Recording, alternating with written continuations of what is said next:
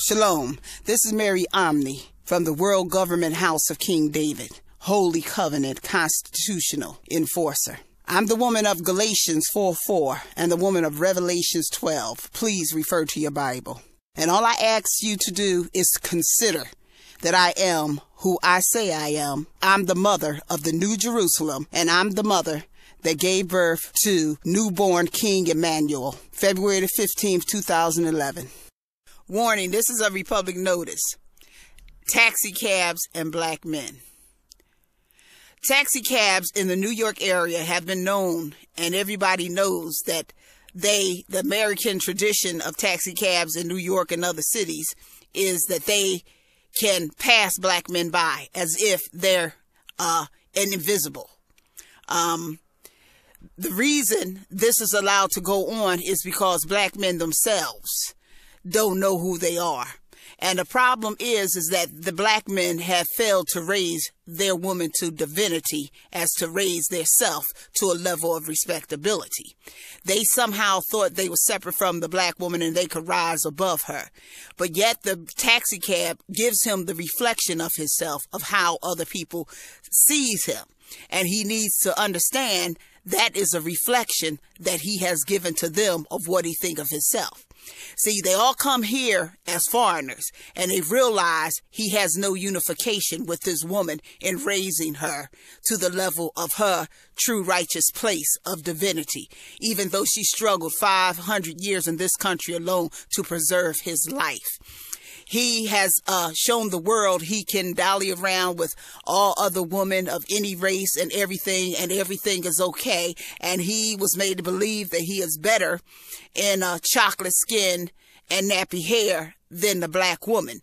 But once he runs into any foreigner, whether they Pakistan, Indian, Iranian, Arabian, African, Jamaican, they do not see him as a respectable man.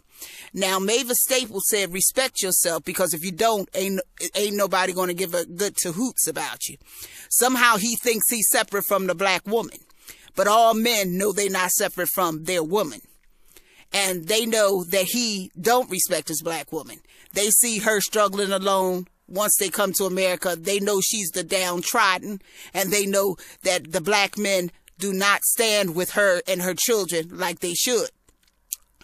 So they also have the tradition of being in corporate doctrines already and trampling what they can. Now, this is the black man's land, his 14th Amendment, that he owns the taxi cab companies by constitutional contract supremacy, and they consent himself that constitutional citizens own all their taxi cab companies and corporations, because they incorporate based on the 14th corporate personhood and call it private property. Well, if they call it private property, then they saying the 14th was private property, and that means that taxi cab is the private property of the first 14th heirs with the constitutional supreme contract. And so they sitting on his birthright, his land, making money, and they just got off the boat. They just got off the boat, but they get a wind real quick of this man, and as him being broke and not having money and not being together enough to raise his woman to the heights that she should be raised so that he can raise himself. And what they do is they look at him and give him the image of what he thinks of himself. He thinks that they giving him the image of just being tramplers or racism. But he has this same kind of racism and contempt for his woman many times. Of course, not all the time, but way too much to have been oppressed in a system where his only bread and butter was her, in raising him and keeping him in his womb and preserving his life. Yeah, he has a little bit too much contempt with the plight that they was both in. And he has steered away from her so much and held on to his ego, and his ego has not done him any good. It shows that his ego has weakened him if he has any foreigner that could come here on his property, driving on his land, which his 40 acres is now more than 25,000 acres.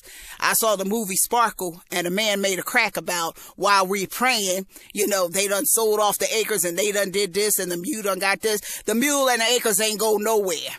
The mule is the U.S. corporation. We own it lock, stock, and barrel. The 40 acres of land is now more than 25,000 apiece and more around the world. And the black man is still looked at as one not to be respected. Like Mavis Staples said, if you don't respect yourself, nobody going to give a good to hoot. The black woman is a reflection of him.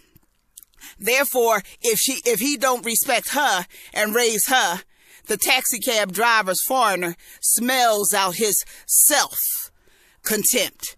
Because when he don't raise and protect his woman, there's some level of self-contempt, and they follow him anyway. But they, in their own persona, is satanic whores anyway.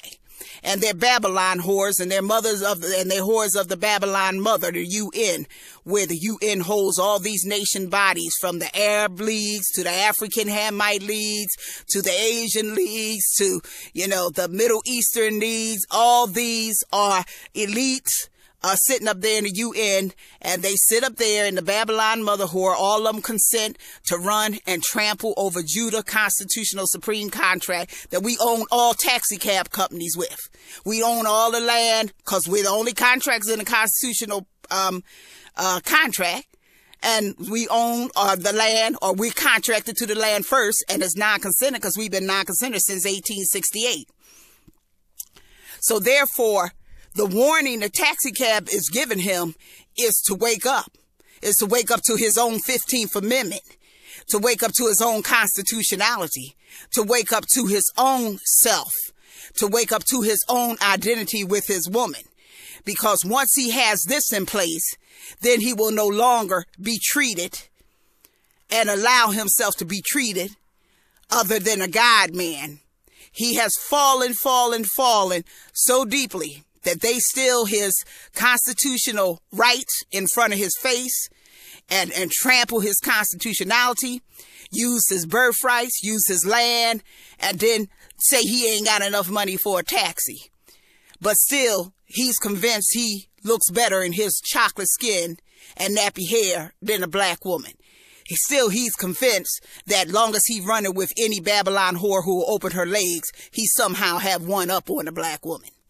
Yet he's still convinced he can leave his children and run off to the little secret places in this country and take up with, Caucasian women who go in the voting booth to make sure he's jailed and shot in the head as often as they can. And yet the taxi cab drivers look at him and all they see is someone who don't have no self-identity. Because why? His ego is his identity, which means his heart and soul is being ignored, and he fights his own heart and soul, and people smell it. People smell when you fight your own heart and soul, and the black woman is his soul. And people smell when you don't raise your mother, because they know you cannot rise no higher than her. So people smell your fear in self-identification beyond your ego. And therefore the world treats you like you treat yourself. And they come here and they all group together and know that you're weak enough where they can just steal in front of your face and then kind of spit at you in contempt while you own their taxi companies, while you can nullify their licenses, while you can tell them they don't even have a dung citizenship, while you can tell them that their taxi cab is on your land, while you can tell them, to go back where they came from, that they have no constitutionality in this country. But if you're too busy fighting and angering at your woman, you're not going to have no room in your soul to raise as a God man to that level to tell them anything. And you're going to be so weak in your voice that all you're going to do is run for cabs that'll pass you by. But you're going to hold on to your ego because you think that's your security. Let the taxi cab drivers warn you, your ego is not your security.